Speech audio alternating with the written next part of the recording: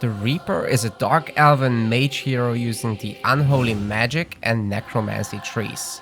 Expect a Glass Cannon debuffer, summoner, and damage dealer. When you decide to use the Reaper, it's important to know that this hero relies very heavily on the level 5 power unlocks or ultimate skills. He performs best on 4-player maps as well as Greykeep Gardens. You can still play him on the other maps, but the Guardian of Nor is better suited for extended early fights. Let's take a look at the unique skills. Void Arrow is a low cooldown range damage spell that also has an enfeeble effect, reducing the damage of the target. Use this to pick off weak enemies, or to reduce the damage of very strong enemies like heroes, boss creeps, or high tier units. Siphon is a channeled spell that leeches health from the target enemy. This is pure damage exchanged for HP, so enemy resistances are ignored. When the leech finishes, the Reaper becomes empowered, increasing his damage. The level 2 version allows you to use it on your own units. With this spell, you may tank the damage of a difficult creep with the Reaper, but with level 2, you will gain a powerful self-heal that you could use on free units such as the Harvesters or summoned undead. Corruption is a spell that reduces the resistances of enemies via the weakening effect. It's cheap and spammable, but hitting moving targets can be difficult. It's very useful against harder creeps as well as in large fights. Level 2 increases the weakening's power level. Blood Shower causes enemies to bleed. Bleeding is pure damage, so there will be no need to combine it with weakening effects. If the Blood Shower hits buildings, it will put production to a standstill, and also deal massive damage to the buildings hit. Careful placement is often rewarded with multiple buildings being affected. Thanks to this spell, Dark Elves can consider early sieging of enemy sectors, something that otherwise is difficult for this faction. Chord Souls is a passive aura that collects nearby echo left behind by dead units. This echo is then stored by the Reaper and can be spent on the connected skills. The second level allows you to store more echo. Reanimate Souls summons undead, which are temporary units. The more echo you have stockpiled, the more will be summoned. The undead will help tank damage from mobs for you, as well as help you win flag fights. Be careful not to lose too many though, as your opponent hero can gain XP from them. The second level doubles your summon limit. Lingering Curse is very similar to Corruption, but it requires at least one echo charge to work.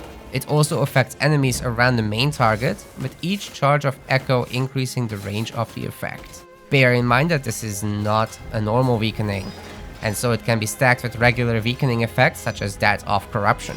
Also, undead units are not immune to this.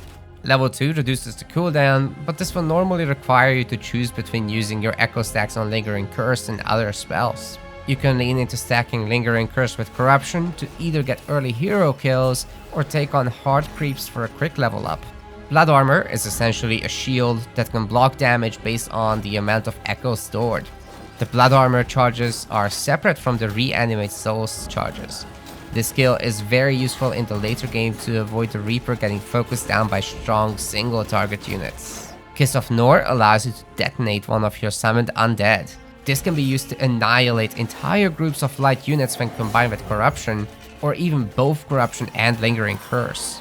Lastly, Demonic Pact is a high risk, high reward perk that reduces your health but gives a cooldown reduction in exchange. Picking up Blood Armor to help negate the health penalty is a must. Now that we know how all the skills work, let's get us started with the solid hero build. This should help you get familiar with the hero, but as always, feel free to experiment. There are many other ways to play.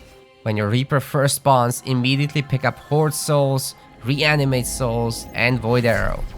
Use Reanimate Souls right away and activate your Chord Souls aura. This way we'll have 2 undead against the first mob by the time we get there. Void Arrow, Undead, and your Tarantula should make short work of the easy mobs. We hit level 2 after clearing these, and now can pick up double Deep Waters. We will need to focus. Don't forget to walk over the echoes for your aura to pick them up. At the next level up, we will be picking up Corruption and the third point in Deep Waters. With this, we have enough focus for the remainder of the game.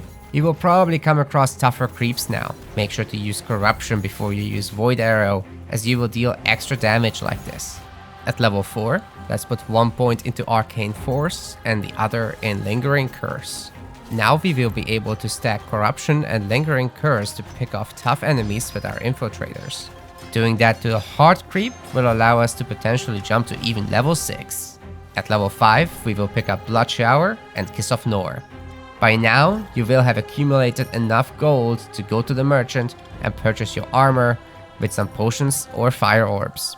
We can start pushing for some fights at this stage. It's generally a good idea with later levels to get Corruption level 2 and to max out Arcane Force. Combining Corruption and Kiss of Nor will be your main task for the rest of the game, along with Blood Showers on buildings or low hit point groups of units. You should also target the enemy hero with both Lingering Curse and Corruption and focus them down with your ranged units. Note that with sufficiently weakened resistances, even Basilisks can deal massive damage to units. If the game goes very late, you can unlock the remaining skills, particularly if you can afford potions of proficiency. The second points of Chord Souls, Reanimate Souls and Siphon are all viable at this point in their own way. Be careful in the later stages, as the Reaper is a glass cannon even with blood armor and has no mobility skills.